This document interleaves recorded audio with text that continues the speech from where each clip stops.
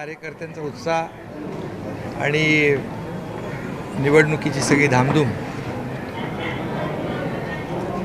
बरेचसे लोक मला भेटले.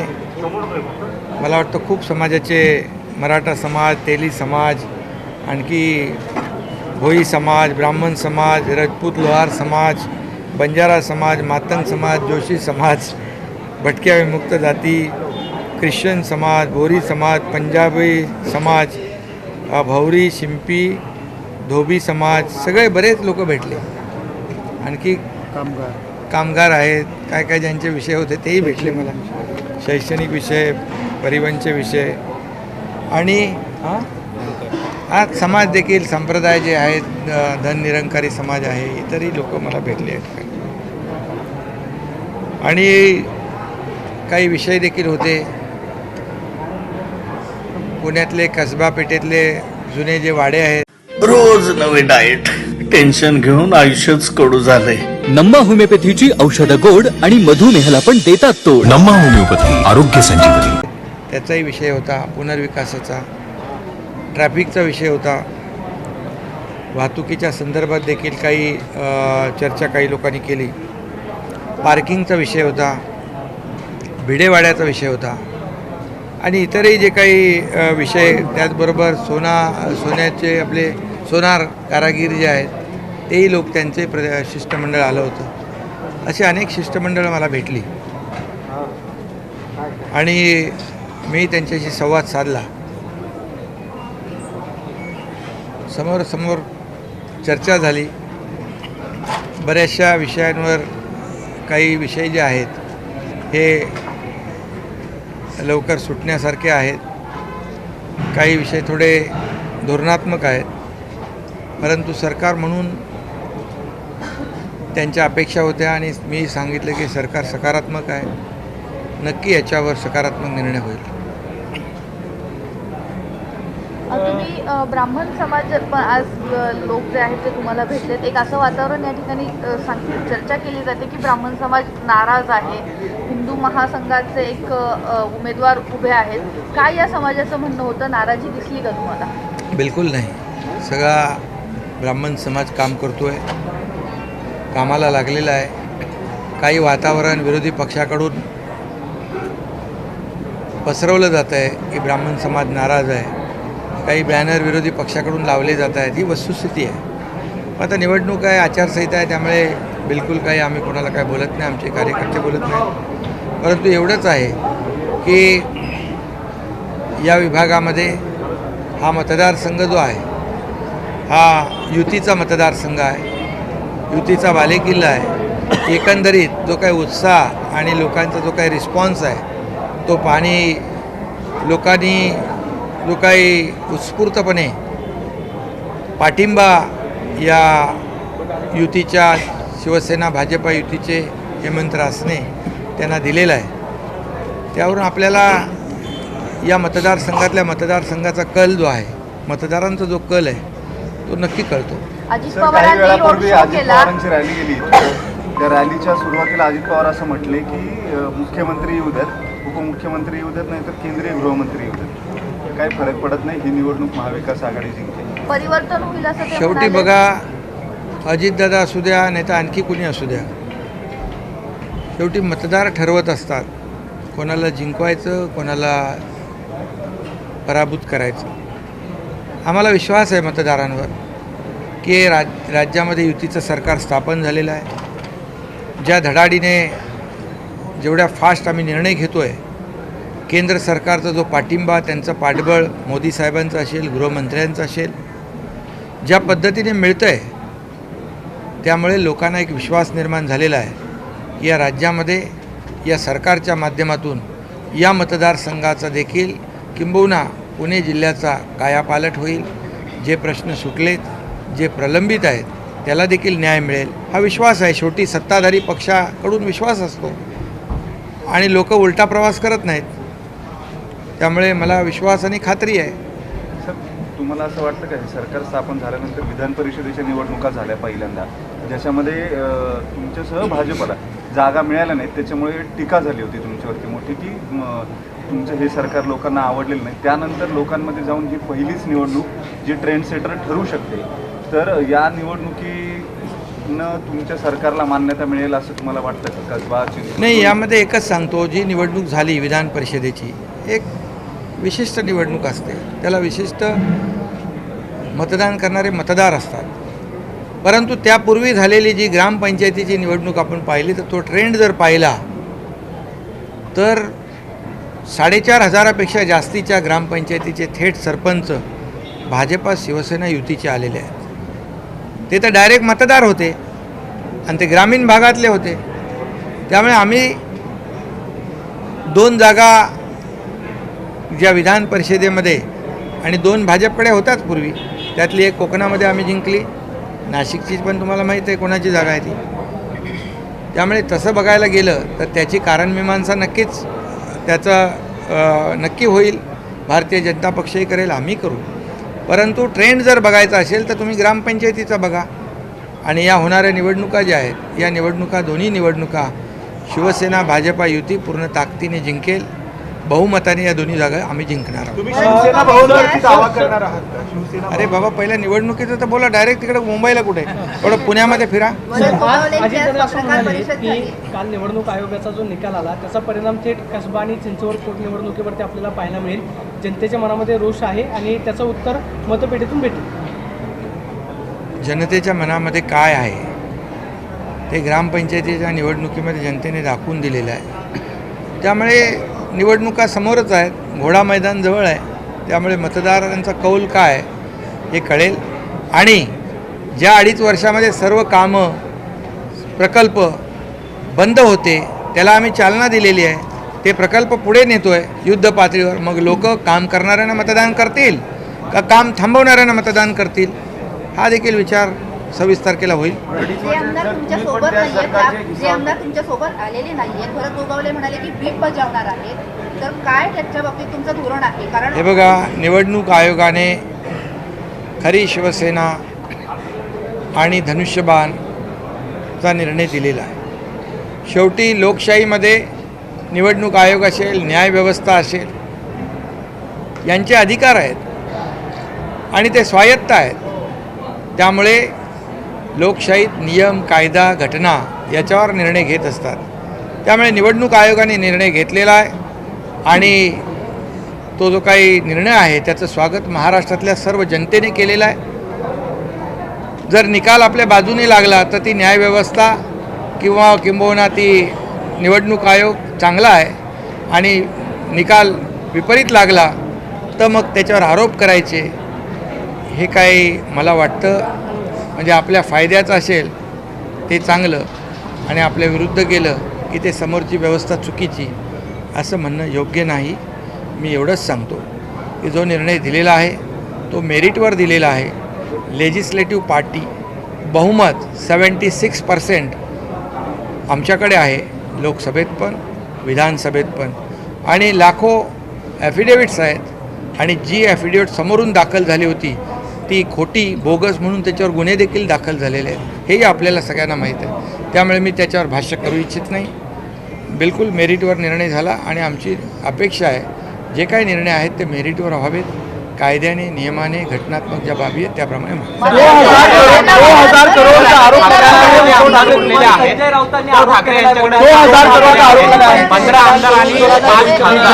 यातले कोणी संपर्कात आहेत का आपल्या? म्हणजे ते तुम्हाला आता लगेच कशाला सांगू? सर, भगतसिंग कोश्यारी एबीपी माझाला एक मुलाखत दिली आहे, त्यामध्ये ते असं म्हटलेत की पहाटेचा जो शपथविधी झाला तर अजित पवारांनी फडणवीसांना सांगितलं होतं आणि अजित पवारांना ते सगळं माहीत होतं.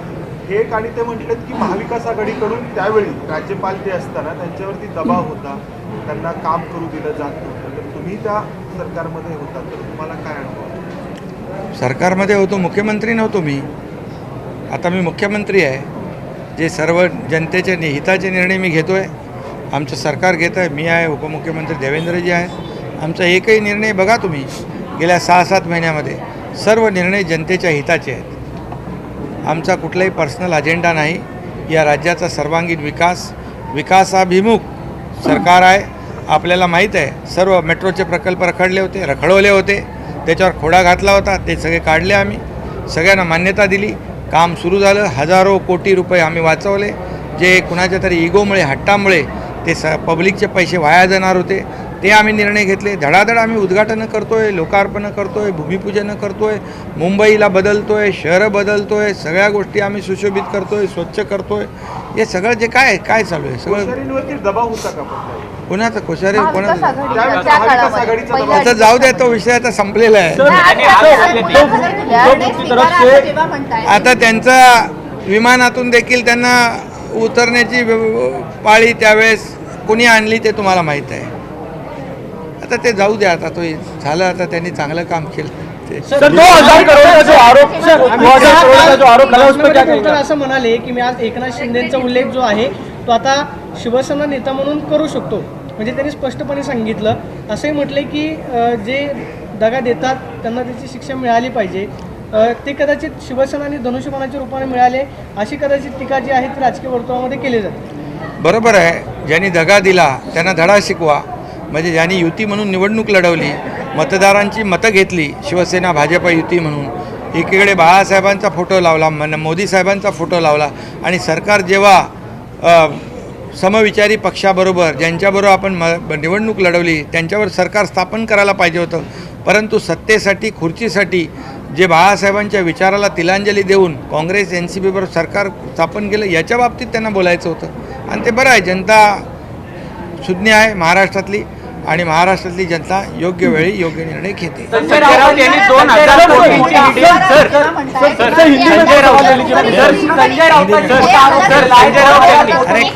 अरे कोणाच्या बद्दल विचारताय मला? लेकिन सर जब राऊतांचं पद जाणार का राहणार? सगळं आजच सांगू.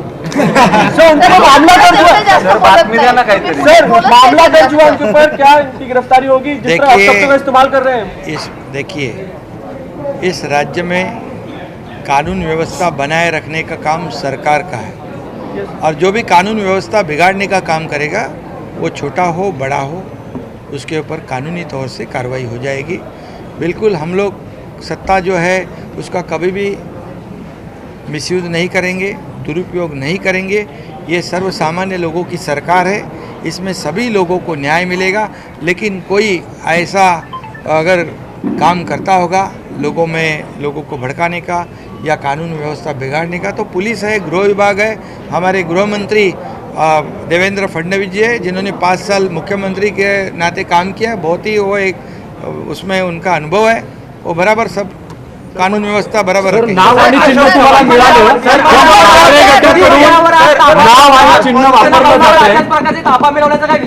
हे बघा, नियमानुसार शिवसेना आणि धनुष्यबाणाचा निर्णय निवडणूक आयोगाने घेतलेला आहे.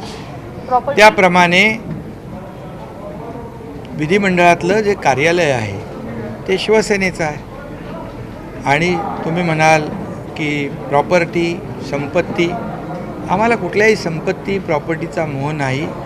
ज्यांना संपत्ती प्रॉपर्टीचा मोह झाला त्यांनी चुकीचं पाऊल 2019ला उचललं. आम्ही बाळासाहेबांच्या विचाराचे वारसदार आहोत, त्यांचा विचार पुढे नेण्यासाठी आम्ही ही भूमिका घेतली. जर 2019ला हे बाळासाहेबांच्या विचाराची भूमिका घेऊन सरकार स्थापन केलं असतं तर ही आमच्यावर वेळ आली नसती, आम्ही कधीच हा पाऊल उचललं नसतं.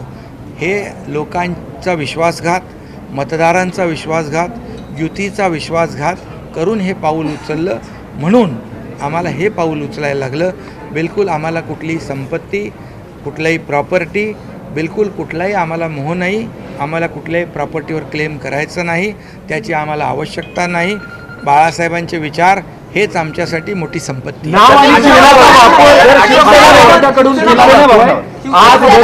अरे मी सांगितलं ना तुम्हाला, आम्हाला बाळासाहेबांचे विचार, दिघे साहेबांचे विचार हीच आमची संपत्ती आहे. आम्हाला काही नको. कधी या एकनाथ शिंदेने कोणाचं घेतलं नाही, आतापर्यंत देतच आलेलो आहे. त्यामुळे असं कुठलंही तुम्ही बिलकुल कोणी काही सांगितलं तरीसुद्धा मी स्वतः अधिकृतपणे सांगतो आहे की कुठल्याही संपत्तीवर, कुठल्याही प्रॉपर्टीवर आमचा दावा नाही. ठाकरे गटाकडून वापरलं जातंय. आज एक MPSCच्या विद्यार्थ्यांसाठी पत्र काढलं गेलं, त्यावर शिवसेनेच्या धनुष्यबाणाचा लेटर हेडवर उपयोग केला गेला. बघा, राजकारणामध्ये, समाजकारणामध्ये प्रत्येकाने वस्तुस्थिती स्वीकारली पाहिजे. वस्तुस्थिती आणि सत्य हे स्वीकारण्याची देखील हिंमत लागते, ती दाखवायला पाहिजे. पण ठीक आहे, जे काय होतं ते तुम्हाला माहिती आहे, मला त्याच्याबद्दल काही बोलायचं नाही. मी एवढंच सांगतो हे राज्य कायद्याने नियमाने चालतं आहे, ते नियमाने आणि कायद्याने चालेल. या राज्यामध्ये सर्वांना सोबत घेऊन आम्ही काम करतो आहे. हे राज्य सर्वसामान्यांचं आहे. हे राज्य या राज्याचा सर्वांगीण विकास करणार आहे. म्हणून आज आपण पाहतो आहे की एवढे मोठे प्रकल्प सुरू आहेत. Infrastructure, Samruddhi highway, Pune Mumbai sea link, missing link, हे सगळे, मुंबईतली मेट्रो, पुण्यातली मेट्रो, हे सगळं काय. म्हणून आम्ही बाकी कोणी काही म्हणू दे, आरोप करू द्या, मला आरोपाने उत्तर द्यायचं नाही. मी माझं तुम्हाला माहीत आहे, मी त्यांच्या आरोपाला कामाने उत्तर देईन आणि काम जास्त करत राहीन. MPSCच्या बाबतीमध्ये मी स्वतः पत्र दिलेलं आहे MPSCच्या अध्यक्षांना. त्यांना सांगितलेलं आहे की सरकारची भूमिका आहे की 2025 नंतर हा जो तुमचा अभ्यासक्रम आहे ऑब्जेक्टिव्ह आणि डिस्क्रिप्टिव्ह, हा तुम्ही 2025ला लागू करा. त्यांना पुन्हा एकदा पत्र दिलेलं आहे. सरकारची भूमिका आजही ठाम आहे. विद्यार्थ्यांची जी मागणी आहे त्या मागणीशी सरकार सहमत आहे. आयोगाकडून अजूनही त्याच्यावरती उत्तर दिलं गेलं नाही. विद्यार्थी अजूनही आंदोलन करतात. नोटिफिकेशन आलं नाही. अशोक चव्हाण यांना धमकी आलेली आहे.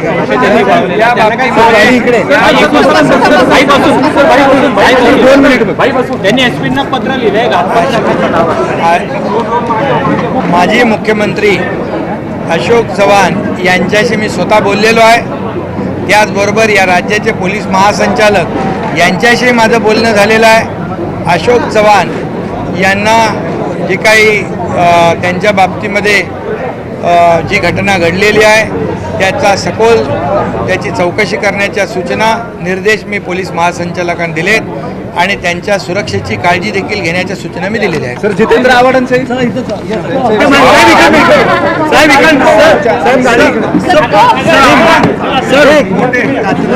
आपने जो प्रॉपर्टी वाला बोला उसको हिंदी में बोलिए, इतना अच्छा लगता है. प्रॉपर्टी का कोई मोह नहीं है, मुझे हिंदी में बोलिए.